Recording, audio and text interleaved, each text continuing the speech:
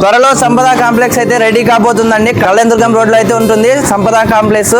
ఈ కాంప్లెక్స్ లో మీరు సదా అవకాశం అయితే ఉందండి. షాప్స్ అయితే కొనాలనుకుంటున్నారా? తక్కువ పెట్టుబడితో ఎక్కువ లాభం అయితే పొందొచ్చు. అనంతపురంలోనే అతి పెద్ద కాంప్లెక్స్ అండి సంపద కాంప్లెక్స్. లోపలైతే చాలా రకాల వెరైటీస్ అయితే ఉంటాయి.